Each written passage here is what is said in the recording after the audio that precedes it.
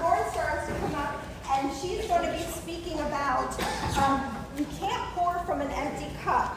Why self-care is required to serve others. All right, so like she said, I'm Lauren Stearns. I was a physician assistant in psychiatry for almost a decade. I helped run a PHP program here locally, partial hospitalization program. I was the director of clinical education for a PA program. I was an associate professor that created the curriculum and taught for a doctorate program. I was so many things, and I was burned out. Constantly burned out, but constantly wanting to say yes to like have a seat at the table and create impact and serve other people, serve students that are coming into the field, serve families, serve people in crisis. Like those were all areas that I wanted to be involved in. But at the end of the day, it was too much, and I ended up not able to serve the way I wanted to. And so that was what got me to start Resilient Healer, which is my business. I started that in 2021, and I started doing it to work on healthcare provider burnout coaching, peer coaching, partly just from my own experience, right? Like that was what I wanted. I was like, I want someone to go to talk about these things. I want someone where I don't feel so alone. You know, in all of those roles, it just felt like there was one of me, and then there was like all of my patients, all of my students, all of the faculty, all of everybody else that I was holding. And, you know, in this room, I feel like that's one of the beautiful things about C4, right, is that like we're all coming together, and all of the people in this room are trying to serve someone. Everyone here is in a service field. You are serving people in various different ways. You're serving patients, you're serving their families, you're providing a service. And it's so important just to remember to take time to come together and, most importantly, not feel alone. I feel like that's one of the great things about this particular networking group. It's not just about coming together and saying, oh, hey, what do you do? What do you do? Can we work together? Can we team up? It's also getting to sit down and talk and be like, oh, we're all working on other things. We all want time to come together and sit down and have a meal and connect with each other. It's good for us. And so in starting Resilient Healer and in starting that work, I started working with dentists, pharmacists, PAs, NPs, nurses, counselors, therapists. Like people were just coming out of the woodwork. And there were a few things that I realized everybody always wanted. And that was some of what Sue and I have been talking about coming in here and bringing to this group is like one of the biggest things everybody wanted was just permission to put themselves first. And I think, yet again, like I was talking about, this is a networking group. We are here to connect and support each other in supporting our community and the people in it.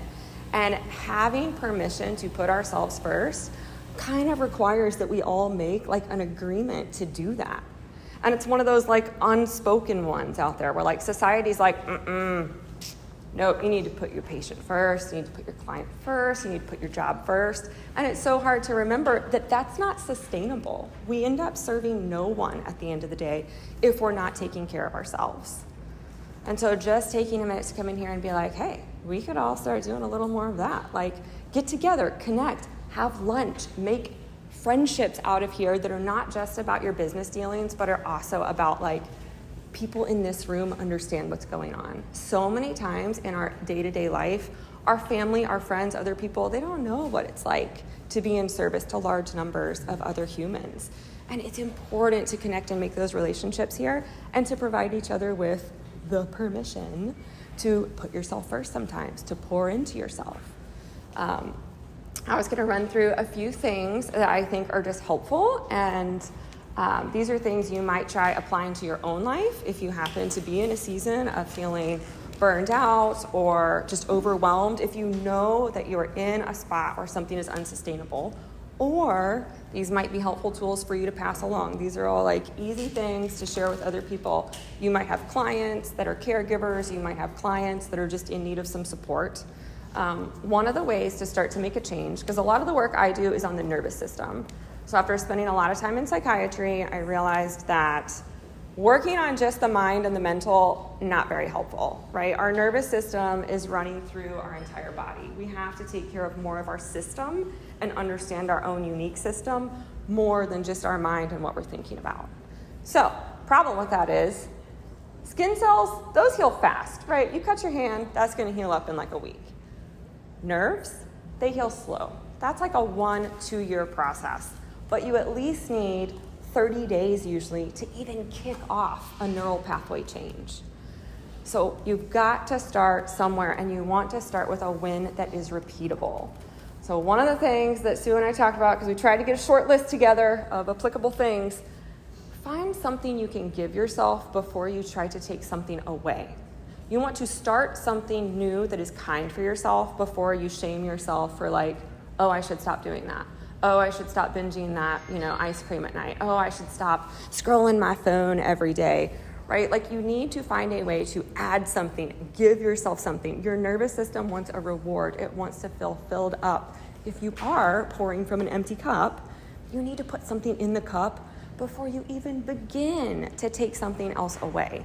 And I think that's one of the big problems with a lot of what happens in society is like a lot of society is saying, don't do that thing, don't do that, stop doing that. The reason you're stressed out is because you're doing that thing over there. It's toxic, stop it. And really we need to focus more on recognizing the reason we're doing those things, or the reasons caregivers or clients or other people are doing those things, is because they have a need that's not being met.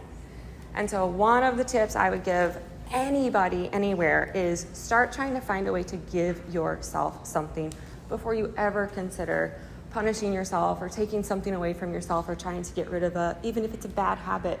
There's just no point in trying to do that. Your nervous system is not going to tolerate it well. We're not tolerated for that. By the point we're in survival mode because we're in an unsustainable spot, we're just not going to do well with that one.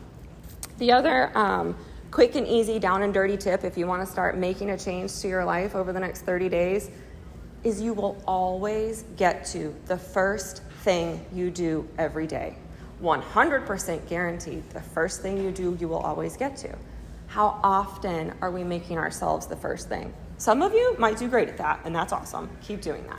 But if you don't, consider investing even just one 5 or 10 minute thing at the beginning of the day where you're sure that you're pouring into yourself. That can be like a hydrating beverage in the morning before you start cranking the coffee. It can be going for a walk. It can be making yourself a really good meal for lunch so you're not like grabbing something on the go that's not healthy, that's going to make you feel bad. Just start doing one thing every day, and I promise you, you will start to make time for yourself. Because at the end of the day, we're all busy. We're all trying to pour into a lot. Even just beginning the day by doing one small, simple thing, it will get momentum. It will help things change. And like I said, these are also easy things that you can pass along to other people. The other thing to remember is you're the expert at being you, right? Like there is no one outside of you anywhere that is a bigger expert or a greater master at doing what you do, at living your life, at being you than you are. You are the only person that has existed as you every day of your life. Nobody else knows better. No other doctors know better. Your boss doesn't know better. Your friends don't know better. Nobody knows better than you. And so remember that and like stand in confidence. And that's another thing that's a really good ripple to send out into other people, right? Like if we all remember that and embody that for ourselves, like I'm the expert at being me, we also are giving permission to other people to remember they're the expert at being them. And it starts to just create more confidence. The human nervous system is tracking information and picking up on subtle signs and just gut feelings all the time. When you spend time around confident people, that creates confidence in you. And that really is the ripple effect where if you start to ripple that into your friends, that's also there for you when you need your friends to ripple it back into you. Like that is the way this organ system inside of us works. And so just remembering to have the confidence that like, if I say I need a day off, like I need a day off. There is no other expert. There is no me trying to convince someone. I am the expert that knows I need to take a half a day. I need to go pour into myself. And then I am going to come back and I'm going to do so much better for my colleagues, my coworkers, my peers, my clients, the people that I serve and want to continue rippling out and serving. And if any of this stuff interests you, you can definitely get in touch with me. I put some flyers on the table and some business cards out. One of the things that I'm doing a couple times a year, I teach a nervous system program that's like a deep dive. It's a 5-month program. It's called When the Body Talks. I've been teaching this for a few years. This will be the 6th round of this program that I've taught. It's incredibly transformative and powerful. It's kind of like my signature program that I put all my like mastery in different areas into. And honestly, it was the thing that allowed me to quit working as a PA. Like right now, I'm not working in medicine. I'm not working in healthcare. I was able to leave and focus on this full time. So now full time, I'm spending time working on alternative mental health practices, like bridging gaps, noticing places where it's like, okay, I was in the system, these things are covered, this is what I wish was always there. And now I get to create a business on my own as an entrepreneur where I'm filling in those gaps. I'm creating services, I'm creating ways to serve my community, my clients, my friends by doing these extra things. And When the Body Talks has a pretty good structure to it. It's 5 months, it's got 3 different phases. Just like I was telling y'all earlier, the first phase is we learn how to take care of ourselves. We learn how to recognize what does it mean to be the master of this body. Your body is unique. Nobody else knows what it's like to be in your body. They don't know what kind of food it needs to eat. They don't know any of that stuff. This is a program where you're not coming into the program for me to tell you, you should try this diet. You should go vegan. You should do this. This is a program where it's like, can you start to listen to your own body? Can you believe that you are the expert at being you? And can you start to make the changes that you need to make? We run through a few different hydration, feeding, movement, sleep practices, and then we start working on, hey, is there anything you need to let go of? Are there emotions you need to let go of? Are there past traumas you need to let go of? Is there grief that you need to let go of? Is there just daily work-life stress you need to let go of?